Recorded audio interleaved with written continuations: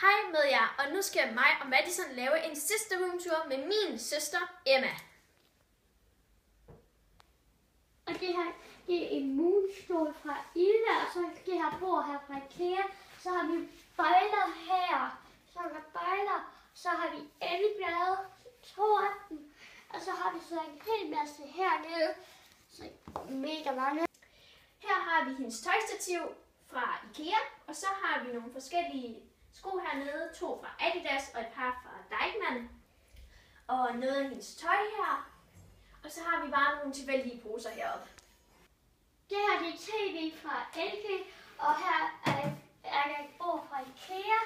Så har vi så nogle bøger hernede, og så har vi så den her fra John Green, altså til bøger. Så har vi så en hel masse bøger fra John Green, og der har vi games. Her har vi en seng fra IKEA, og vi har noget dybetræk fra IKEA, og så har hun alle mulige forskellige puder, som hun har samlet ind alle mulige steder fra Fakta og idémøbler og alle mulige steder. Den her kommode er fra IKEA, så den her også fra IKEA, og så den her lille en er fra Magasin. Nogle af hendes ting er for eksempel en concealer fra MAC. Det her det er MAC læbestift i farven Angel. Det her det er 3 baby lips. Det her det er mascara fra Gush. Det her det er så en powder blush fra Nils Hjort. Det her det er så en blush fra Elf.